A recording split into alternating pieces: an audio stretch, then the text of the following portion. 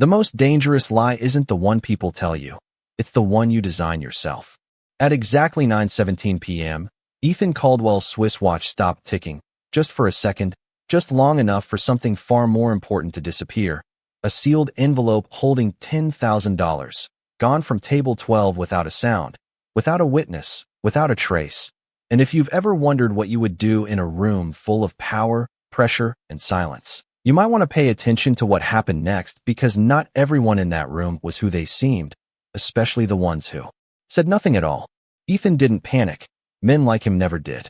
Instead, he leaned back in his chair, fingers steepled, watching the room like it was a chessboard he had already solved. Because this wasn't a mistake, it was a test, one he had carefully designed to expose weakness, dishonesty, and fear among his staff, a quiet experiment dressed up as coincidence. Within 3 minutes, the whispers began, subtle at first, then sharper, eyes shifting, shoulders tightening, the kind of tension that spreads when people realize someone is about to be blamed.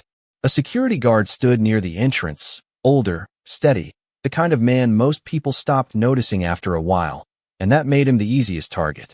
Ethan observed everything, the timing, the reactions, the hesitation, because to him, honesty wasn't about doing the right thing. It was about who cracked first. And then there was her, Clara Whitmore. She moved through the room like a shadow with purpose, refilling water glasses, clearing plates, her presence almost invisible unless you were looking for it, and no one ever was. She didn't rush. She didn't react. Her eyes, calm and precise, paused for half a second longer than necessary on places no one else noticed. The edge of a chair, the angle of a camera, the reflection in a polished glass surface. Ethan noticed that. He always noticed anomalies. By the 5-minute mark, he stood, slow and deliberate, drawing attention without raising his voice. "Someone here," he said, his tone measured, controlled, "just failed a very simple test." The room went still. Conversations died mid-sentence. The guard straightened, confusion flickering across his face. No one spoke for him. No one ever did. And just as Ethan was about to close the trap he had set, just as he believed the outcome was already his, Clara set down a coffee cup, the porcelain touching the table with the softest sound in the room, and finally, she spoke. "Sir." Her voice was quiet, but it didn't need to be loud. Every head turned anyway. "Are you sure?" she continued, meeting his gaze without hesitation. "You tested the right thing?" And for the first time that night, Ethan Caldwell didn't have an immediate answer. The air did not move after she spoke. It settled, heavy and watchful, as if the room itself was waiting to see who would break first. Ethan Caldwell held her gaze a second longer than necessary, studying her not like a waitress, but like a variable he had not accounted for. Clara Whitmore did not look away. She did not fidget. She did not apologize. She simply stood there, one hand resting lightly against the edge of the table, as though she had all the time in the world and none of the pressure. Around them, the staff shifted uncomfortably. Someone cleared their throat. The security guard, still standing near the entrance, looked from Ethan to Clara with quiet confusion, his posture caught somewhere between dignity and uncertainty.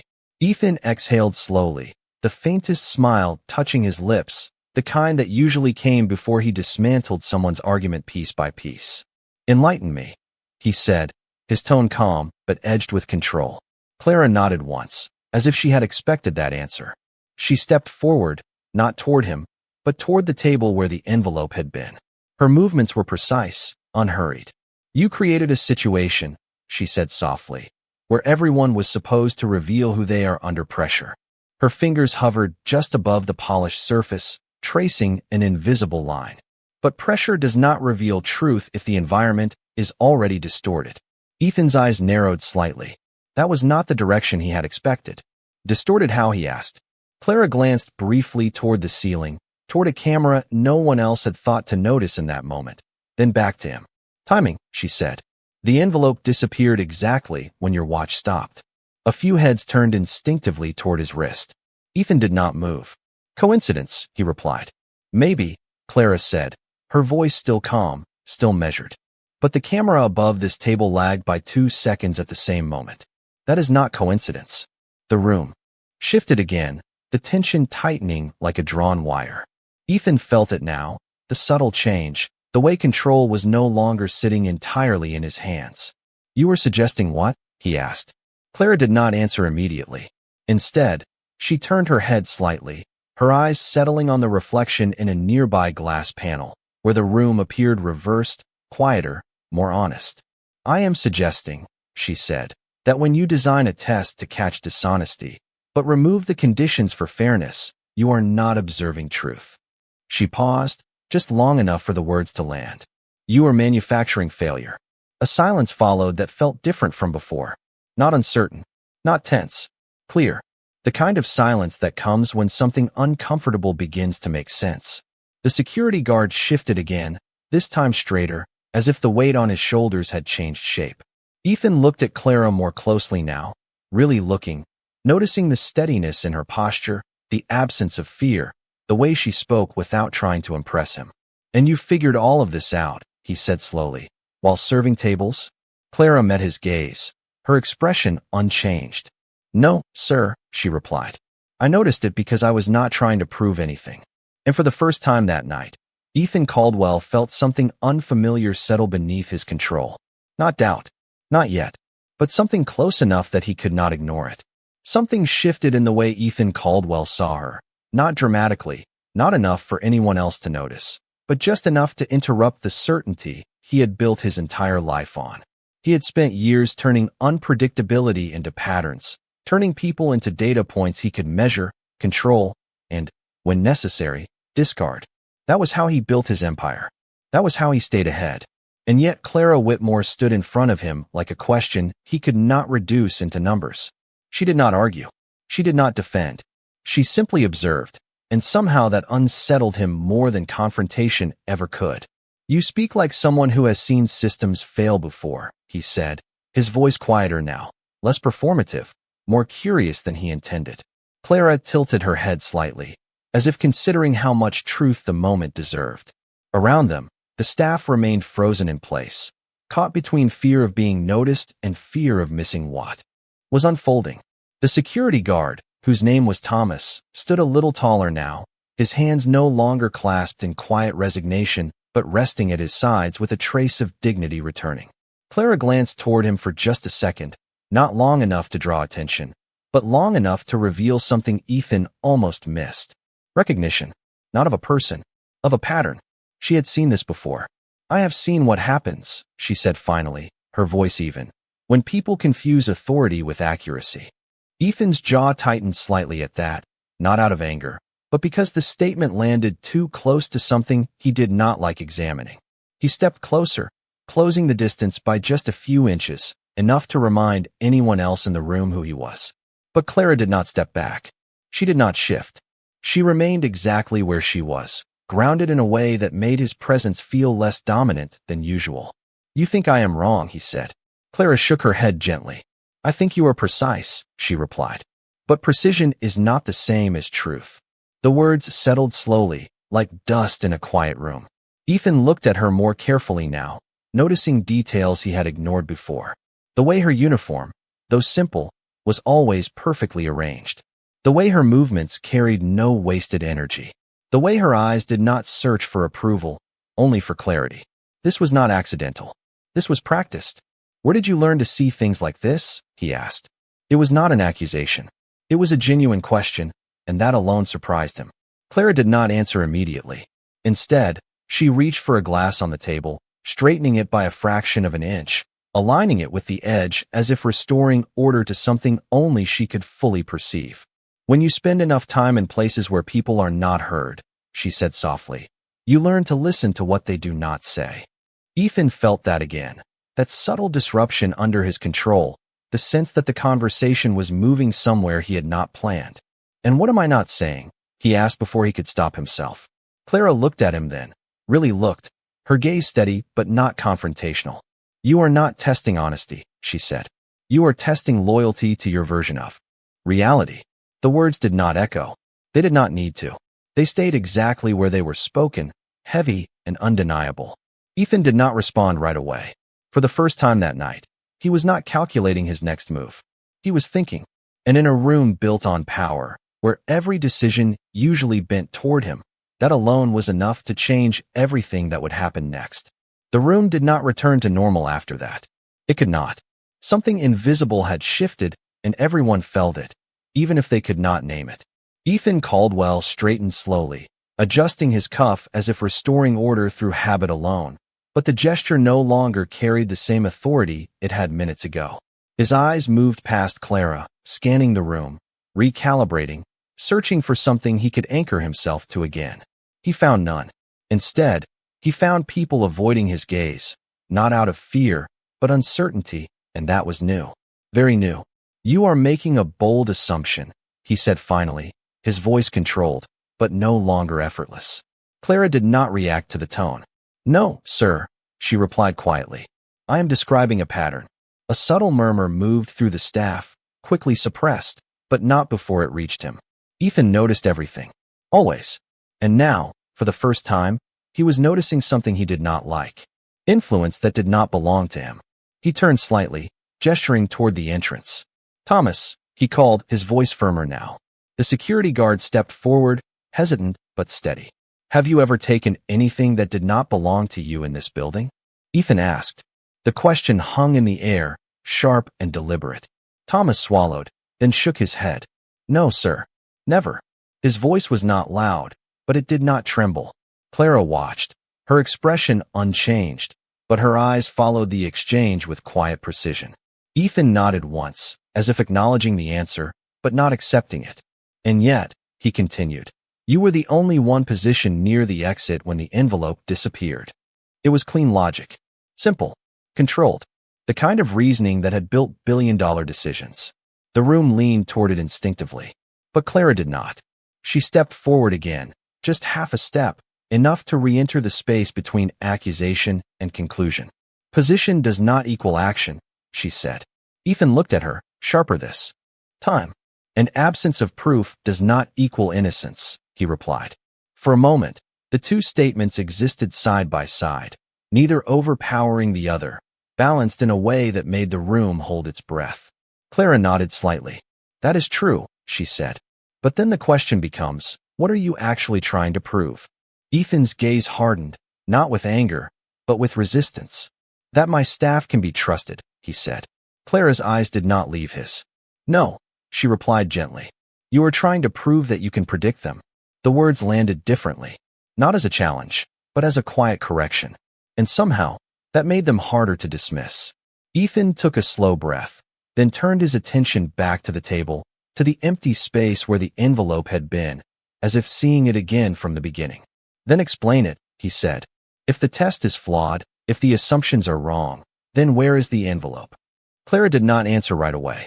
Instead, she glanced once more at the reflection in the glass, then at the ceiling, then finally back at him. "It never really disappeared," she said softly. The room stilled again, but this time the silence felt sharper, more focused. Ethan's eyes narrowed. "That is not possible," he said. Clara tilted her head slightly. "It depends," she replied, "on whether you are looking for the envelope or the moment you lost control of it." And in that single sentence, the tension in the room did not just rise. It changed direction entirely. For a moment, no one moved, because what Clara had just said did not fit into any version of reality Ethan Caldwell was used to controlling. He looked at the table again, slower this time, as if the answer might reveal itself if he simply refused to rush it. "Explain," he said, quieter now, but sharper, like a blade being drawn instead of swung. Clara stepped closer to the table, her fingers resting lightly on the polished surface, then she shifted her gaze, not to the empty space where the envelope had been, but to Ethan's wrist. "Your watch stopped at exactly 9:17, she said. Not slowed. Not glitched. Stopped. Ethan's expression did not change, but something behind his eyes did. High-end mechanical watches do not stop like that without reason. She let that sit for a second, then continued. At the same moment, the camera above this table lagged. 2 seconds. Just enough time for something to appear or disappear without being recorded correctly. A few people in the room exchanged glances now, the kind that said they were beginning to understand without wanting to admit it. Ethan's jaw tightened slightly. "Are you suggesting I staged the malfunction?" he asked.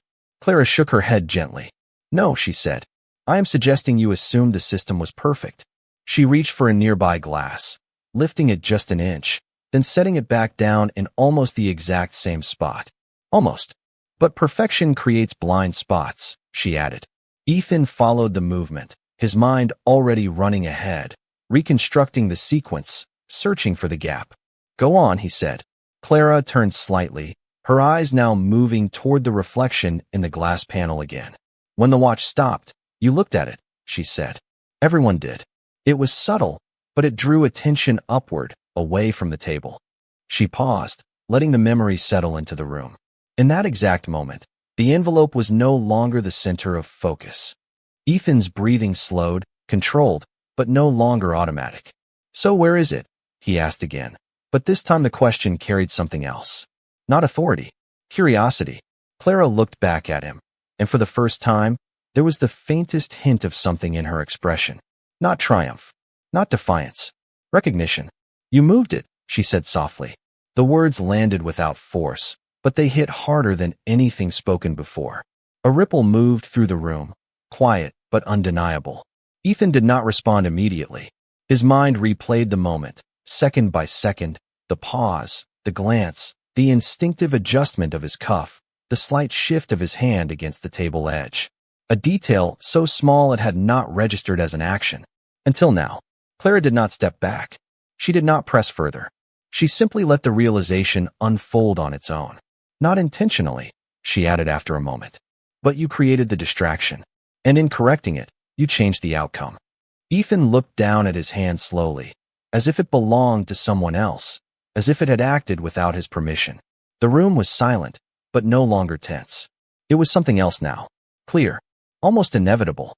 The test he had designed to expose weakness had revealed something far more unsettling. Not in them. In him.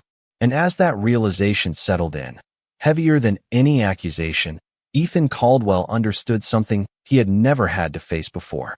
The system had not failed. The system had worked exactly as designed. It just had not been designed for truth. The silence did not break this time.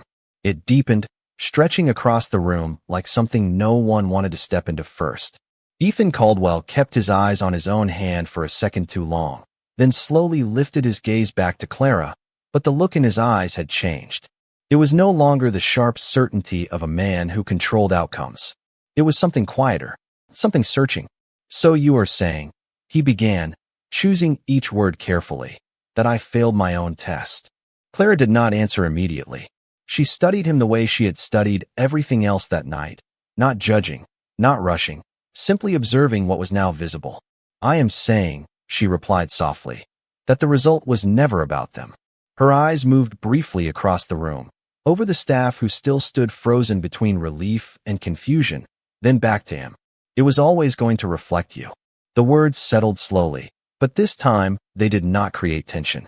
They created distance. Not physical distance, but something harder to measure. The kind that appears when authority no longer feels absolute. Ethan exhaled through his nose, a quiet breath, controlled but heavier than before. And what would you have done differently, he asked. It sounded like a challenge, but it was not. Not anymore. Clara's gaze softened just slightly, not with sympathy, but with clarity. I would not test people when I already decided what they were capable of, she said. Because then you are not learning anything new. Ethan nodded once, almost imperceptibly, as if acknowledging a truth he did not like, but could not dismiss.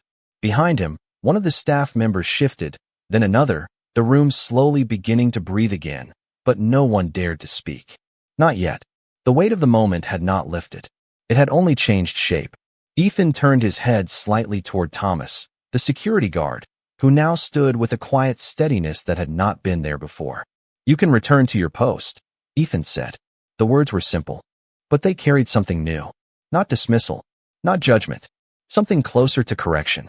Thomas nodded once, not overly grateful, not defensive, just restored. And somehow, that felt more significant than anything else that had happened. Clara watched that exchange without comment, but something in her posture eased, just a fraction. Not relief. Recognition. Ethan noticed that too. He noticed everything now, but for the first time, he was not trying to control it. He was trying to understand it. You said the envelope never really disappeared, he said after a moment. his voice quieter now. Where is it? Clara looked at him for a long second, as if deciding whether the answer mattered anymore. Then she reached forward, not to the center of the table, but to the very edge, where Ethan's hand had rested earlier. With 2 fingers, she slid something out from beneath a folded menu. The envelope, untouched, exactly as it had been. A soft sound moved through the room, not quite a gasp, not quite relief, something in between. Ethan stared at it, not surprised, but not comfortable either, because the answer had been there the entire time, within reach, hidden only by his own assumption. Clara stepped back slightly, giving the space back to him, as if the moment no longer belonged to her. Sometimes, she said quietly, people do not take what is not theirs. She paused, then added, but they still get blamed when someone powerful needs a result. The words did not accuse. They revealed. And if someone watching this moment had been standing there, they might have wondered what they would have done in his place, whether they would have seen it sooner, whether they would have made the same mistake.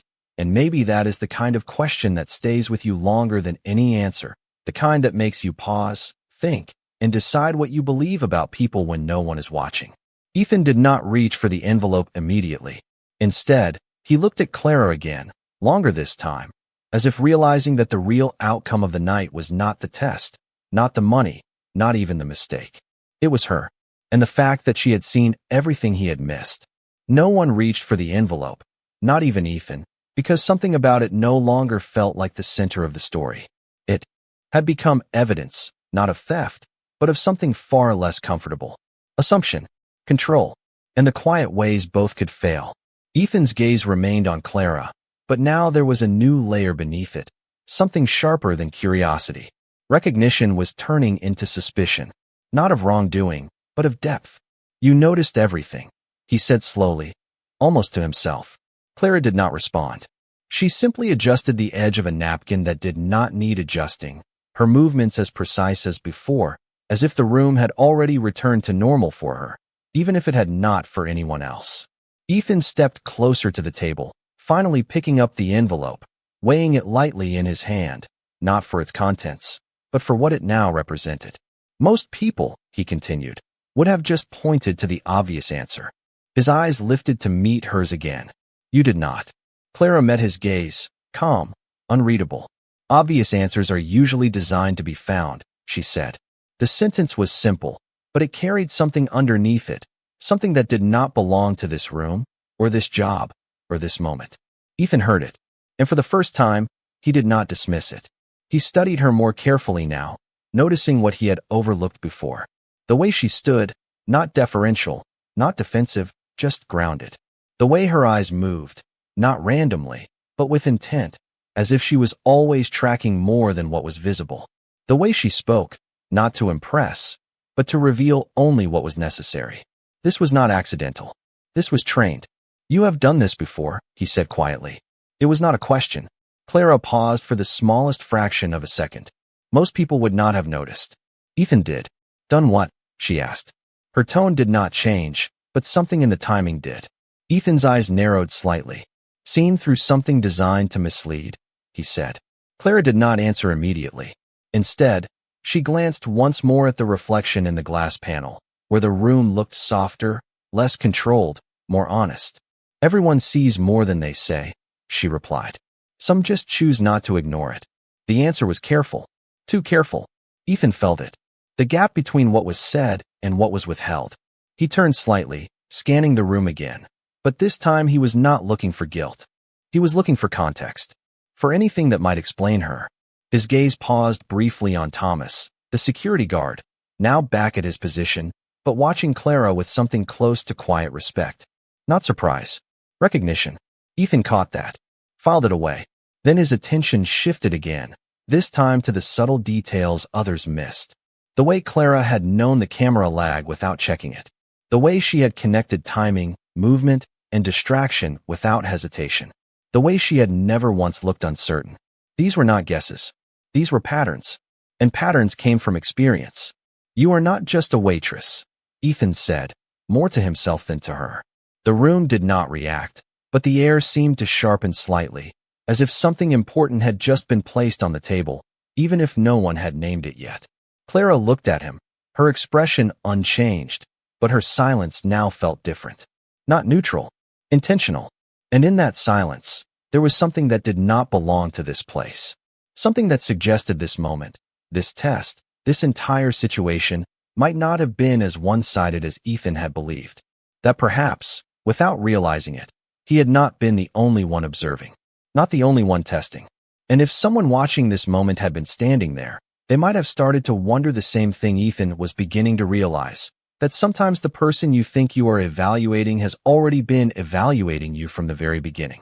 The realization did not arrive like a shock. It arrived slowly, like something Ethan Caldwell had already known but never allowed himself to consider. He took a step closer, not toward the table this time, but toward Clara, his voice lower, more precise. "You are not just observing patterns," he said. "You are anticipating them."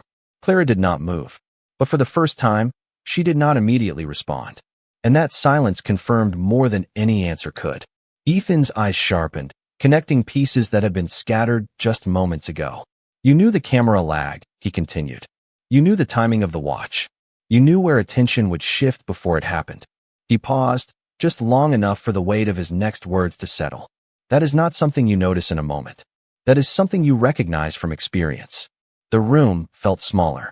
Now, as if the walls had moved in without anyone noticing. Clara finally looked at him, fully this time, and there was something different in her gaze. Not defensive, not exposed, just decided. "You built your test to measure people," she said quietly. "But you forgot that environments can be measured too." Ethan let out a faint breath, almost a laugh, but without humor. "So that is what this is?" he asked. "You measuring me?" A few heads turned again, more sharply this time. The question had shifted everything. Clara did not deny it. She did not confirm it either. She simply reached into the pocket of her apron, slow, deliberate, and pulled out something small. A card. Plain. White. She placed it gently on the table between them. No announcement. No explanation. Just placement. Ethan looked down at it, then back at her. "What is this?" he asked. Clara tilted her head slightly. "A detail you missed," she said. Ethan picked it up. His eyes scanned the surface once, then again, and this time, something in his expression changed completely. Not confusion, not curiosity, recognition. The card was not from the restaurant. It was from his company. Internal, restricted, the kind of access that did not exist at this level. His grip tightened just slightly, almost imperceptibly. "This is not possible," he said under his breath. Clara watched him, calm as ever. "It is," she replied, "if you are looking at the right layer." Ethan's mind moved fast now, faster than it had all night, reconstructing not just the last 10 minutes, but the last several days. The unusual maintenance report on the camera system. The unexplained timing glitch flagged but dismissed. The quiet recommendation from an external audit team he had barely reviewed. And suddenly, the pattern was not just in the room. It extended beyond it. He looked back at Clara, but now he was not seeing a waitress. He was seeing a variable that had been placed long before tonight. "You were here before the test," he said. Clara did not smile. She did not react. She simply met his gaze. "The test did not start tonight," she said softly. The words settled deeper than anything before them, because they changed the timeline. Everything Ethan thought he controlled had already been observed, already been measured, already been understood. He looked around the room again, but this time not as a man in control, as someone trying to understand where control had slipped away. And for the first time in a very long time, Ethan Caldwell realized something that no system, no data, no strategy had ever forced him to face. He had not been testing his staff. He had been inside someone else's test all along. The room did not return to what it was before, because something fundamental had shifted, something that could not be undone simply by silence or routine or authority. Ethan Caldwell stood still, the card still in his hand, but it no longer felt like an object. It felt like a mirror, reflecting a version of himself he had never needed to confront. "Who are you?" he asked finally, and for the first time that night, there was no control in his voice, only clarity. Clara did not answer right away.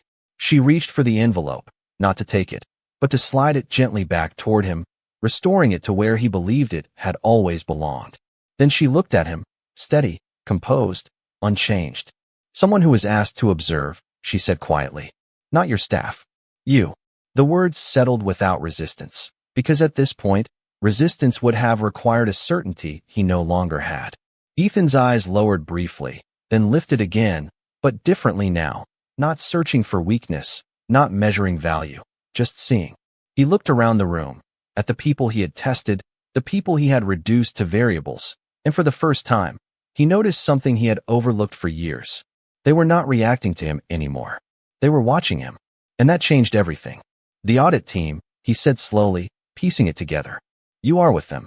Clara gave a small nod, nothing dramatic, nothing revealing more than necessary. External review, she said. Unbiased perspective. Ethan let out a quiet breath, almost a laugh, but softer this time, without ego. Unbiased, he repeated. And what is your conclusion? Clara did not rush her answer. She looked at the room once more, at Thomas standing steady at the entrance, at the staff who no longer looked afraid, just thoughtful, then back at Ethan. Your systems are precise, she said. Your operations are efficient. She paused, just long enough for him to think that might be all. But your assumptions, she let the sentence hang, unfinished, because it did not need to be completed. Ethan nodded once, slowly, accepting what had not been said as clearly as if it had been spoken aloud. For a moment, neither of them moved. The tension had dissolved, but something deeper had taken its place. Not discomfort, awareness. Ethan placed the card back on the table, carefully, deliberately, as if acknowledging the role it had played in something far larger than a single night. You could have exposed this differently, he said. Clara's expression did not change. You could have listened differently, she replied. There was no edge in her voice, just truth, and somehow, that made it heavier. Ethan looked at her for a long second, then gave a small nod, the kind that did not signal agreement, but understanding. You are right, he said. It was simple, quiet, and in that moment, it carried more weight than any command he had ever given. Clara did not respond. She simply stepped back, returning to the rhythm of the room, to the role everyone had assumed she was playing. Except now, it meant something entirely different. Ethan remained where he was for a moment longer, then picked up the envelope again, not as a test, not as a tool, but as a reminder, not of what others might do, but of what he had missed. As the room slowly returned to motion, conversations beginning again in softer tones, something invisible lingered in the air, something that would not fade easily. Because that night had not been about honesty. It had not been about theft. It had been about something quieter, harder to measure, easier to overlook.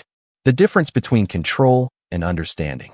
And as Ethan Caldwell walked away from the table, the ticking of his watch steady once more, he realized that power could reveal behavior, but it could not create truth. And sometimes, the most important thing a person can learn is not how to test others, but how to finally see them.